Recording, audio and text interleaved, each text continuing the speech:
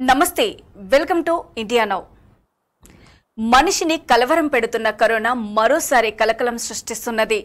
రాష్ట్రంలో రోజురోజుకి కరోనా కేసులు పెరుగుతున్నాయి. చాలా కాలం తర్వాత మళ్ళీ కరోనా బులెటిన్ విడుదల చేయడం మళ్ళీ చూస్తున్నాం.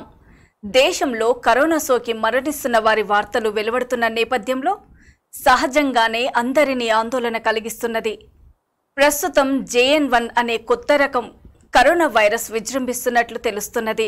అమెరికా, చైనాలో దీనివల్ల కరోనా కేసులు పెరుగుతున్నాయి. ఇప్పుడు భారత్లో JN.1 కేసులు రోజురోజుకి పెరగడం కలవరపరిచే చర్యగానే భావించాలి.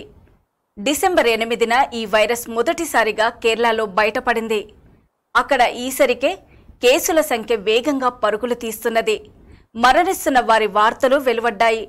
కర్ణాటకలో, యూపీలో కరోనా మరణాలు రెండు విషయాలను తెలియజేస్తున్నది. ఒకటి, వైరస్ వేగంగా దేశంలోని నలుమూలలకు పాకుతూ ఉండడం. రెండు, వైరస్ వల్ల ప్రాణాలు పోతూ ఉండడం. శీతాకాలం కావడం వల్ల శ్వాసకోశ సంబంధ ఆరోగ్య సమస్యలు పెరుగుతున్నాయి. కరోనాపై కఠినమైన నిఘా అమలు చేయాలని, పరీక్షలను పెంచాలని ప్రపంచ ఆరోగ్య సంస్థ సూచించింది. తీవ్రతను అర్థం చేసుకున్న కేంద్రం రాష్ట్రాలను అప్రమత్తం చేసింది.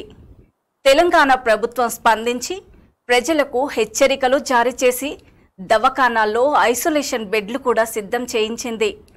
మాస్కులు ధరించడము, భౌతిక దూరము, చేతుల శుభ్రత వంటివి పాటించాలని, జ్వరము, జలుబు, దగ్గు వంటి లక్షణాలు కనిపిస్తే వైద్య పరీక్షలు చేయించుకోవాలని మార్గదర్శకాలు జారీ చేసింది. గతంలో దేశవ్యాప్తంగా లక్షలాది కుటుంబాలు తమ కుటుంబ సభ్యులను, సన్నిహితులను కోల్పోయారు. అయినా ఇటీవలి కాలంలో ప్రజల్లో కరోనా భయం క్రమంగా తగ్గుతూ వచ్చింది. కరోనా కల్లోలం నుంచి తేరుకునే ప్రపంచం ఇప్పుడిప్పుడే కుదుట పడుతున్నది. కరోనా అంటే ఒక రకమైన అలసత్వం, విసుగు రెండూ వ్యక్తమవుతున్నాయి. ఇలాంటి తరుణంలో కోవిడ్ కొత్త అవతారాలు ఎత్తుతూ వ్యాప్తిస్తుండడము, స్వల్ప సంఖ్యలో అయినా మరణాలకు కారణమవుతూ ఉండడము తేలికగా తీసుకునే విషయమైతే కాదని ప్రజలు గుర్తించాలి. కరోనా ముందు, కరోనా తర్వాత అనే కాల విభజనను గుర్తుంచుకోవాలని నొక్కి చెప్పాల్సిన అవసరం లేదు. సంపన్న, బీద దేశాలనే తేడా లేకుండా లక్షల సంఖ్యలో ప్రజలు మరణించడము, కొన్ని దేశాల ఆర్థిక వ్యవస్థలు అతలాకుతలమై కుప్పకూలిపోవడం మనం చూశాం. ఇప్పటి వరకు మొత్తం మరణాల సంఖ్య 70 లక్షలకు చేరుకున్నదన్న సంగతి మర్చిపోరాదు. ముప్పు చాలా వరకు తగ్గినప్పటికీ పూర్తిగా పోలేదని ప్రస్తుత పరిణామాలు సూచిస్తున్నాయి. ప్రస్తుత కరోనా రకం మహమ్మారి స్థాయికి విస్తరించనప్పటికీ జాగ్రత్తలు తప్పనిసరి.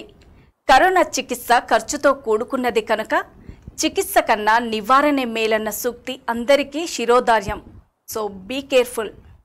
ఇది ఇవాల్టి ప్రత్యేక కథనం. మరో కథనంతో మళ్ళీ కలుద్దాం. అప్పటి వరకు చూస్తూనే ఉండండి ఇండియా నౌ.